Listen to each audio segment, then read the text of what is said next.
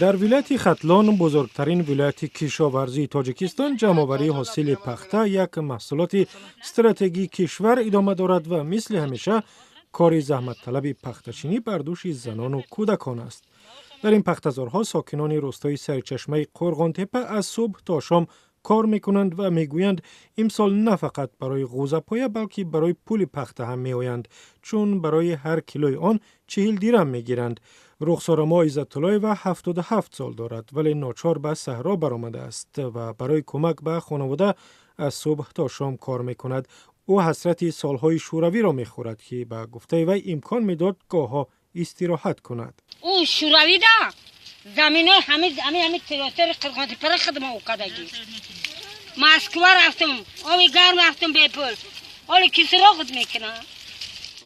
در ولایت ختلان 50,000 خواجگی پخته پرور است و 90% کارگران آن را زنان تشکیل می دهند. در پخته‌زارهای ولایت نه تنها پیرزنها بلکه کودکان هم زحمت می کشند، هرچند در تاجیکستان کار کودک ممنوع است و برای جلب کودکان و نورسان به کار صحرا جزا تعیین شده است. مصاحبان خبرنگار رادیو آزادی گفتند که آنها را کسی برای پخته‌چینی مجبور نکرده است و خودشان بعدی درس آمدند که پول کار کنند. این بچه ها روزانه از حسابی پخته تا 12 سامانی و یا تقریباً $2 در یک روز کار می کنند.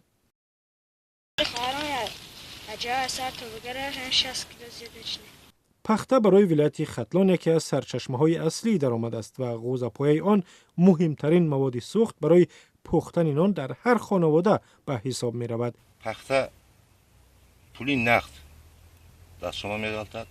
غیر از این پولی که چینکچی پخته گفتن غوزه پایه این یک برای خوجگی برای یک خانه این چیزی در کاری است. چرا که میدونید خلق مسلمان یک هفته به 2-3 مرتبه در تندور نان میپزند.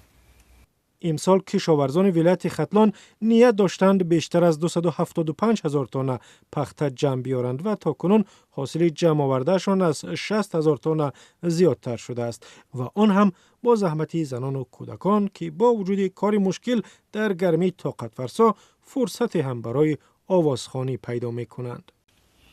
شب ندیدم تو را ستاره من، شعله در هوا ستاره من، سحر آمد برا ستاره من، شعله در هوا ستاره من، پخته در انتظار چیدنی توست، دل با امیدی دیدنی توست، سحر آمد برا ستاره من، شعله در هوا ستاره